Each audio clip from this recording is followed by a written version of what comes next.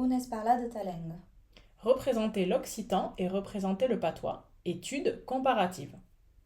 Première partie, l'occitan, quel nom, quel lieu. Activité, jeu des différences. Que représentent ces deux cartes? La première représente les langues régionales sur le territoire. La deuxième représente les territoires où sont parlées les langues régionales. La différence entre ces deux représentations, l'angle, le point de vue, le sujet, la France et ou les langues liées à la France. Langue ou continuum dialectal. La majorité des linguistes divisent le domaine linguistique occitan en 6 grands ensembles dialectaux qui peuvent être eux-mêmes sous-divisés plus finement. D'autres contestent l'unité de cette langue. On peut en tout cas parler de continuum dialectal. Cette diversité se reflète dans les représentations que les locuteurs et les locutrices ont de la langue et dans la manière dont ils et elles la nomment.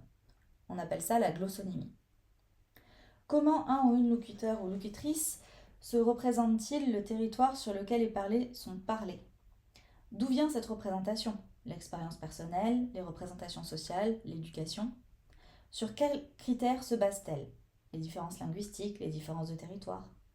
Un locuteur ou une locutrice du patois en domaine limousin se représente-t-il son parler de la même manière qu'un ou une élève d'occitan?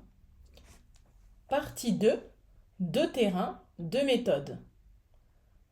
Atelier de dessin en classe dans une école versus entretien en EHPAD. Contexte d'enquête. École, une thèse sur les représentations de l'occitan en milieu scolaire. Dans l'EHPAD, le projet CLAROU, donc Conscience et linguistique et analyse de la représentation régionale. Le protocole de collecte. En école, des ateliers de dessin en classe. En EHPAD, 14 entretiens semi-dirigés individuels. Troisième partie, les consignes de l'activité. En école, sur une feuille blanche, consigne, dessinez à quoi vous fait penser l'occitan. Dans l'EHPAD, sur 2 fonds de cartes fournis, premièrement colorier où on parle votre langue et sur la deuxième carte, indiquer les langues parlées en France. La quatrième partie de la méthode, c'est production de cartes. En école, ce sont des dessins spontanés de cartes pour répondre à la consigne dans 15 cas sur les 115 produits. Et en EHPAD, c'est une activité prévue par le protocole. Cinquième partie de la méthode, c'est le lieu de collecte. Pour les écoles en Nouvelle-Aquitaine et en Occitanie. Et pour l'EHPAD, c'est en Corrèze.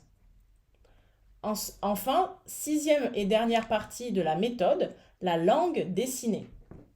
En école, l'occitan. Et en EHPAD, le patois, entre guillemets, parlé en Corrèze. Troisième partie, les corpus. Le corpus école.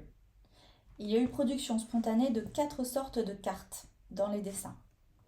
D'une part, des cartes représentant l'Occitanie linguistique sur une carte de France. Il y en a eu 9. Ensuite, des cartes de l'Occitanie administrative sur la carte de France. Il y en a eu 2. Des cartes de l'Occitanie linguistique seule. Il y en a eu 2. Et des cartes de l'Occitanie administrative seule. Il y en a eu 2. Il s'agit donc de représentations géographiques qui ne sont pas basées sur l'expérience personnelle ou la pratique. C'est une forme de connaissance apprise à l'école ou à l'université. On a des représentations du territoire occitan linguistique ou du territoire occitan administratif, comme en parle Agresti dans un article de 2020.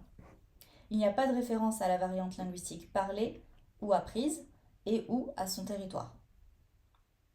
Il n'y a pas de mention spontanée des autres langues régionales, ce qui est un résultat attendu car la consigne demandait de représenter l'occitan, mais il y a 4 assimilations à la région administrative Occitanie.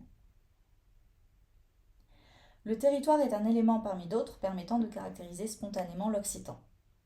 Et seulement 3 représentations, et on trouve seulement 3 représentations de l'aspect transfrontalier de l'occitan. Il y a donc une forte association avec le contexte français. Et ensuite, dans la troisième partie, on a le corpus EHPAD. Comment interpréter les coloriages sur les cartes? Donc, on a les premières cartes avec les représentations de la variante occitane limousine. Et on voit là deux cartes avec des degrés de coloriage très différents. Ces cartes expriment-elles une représentation très différente? Pas forcément.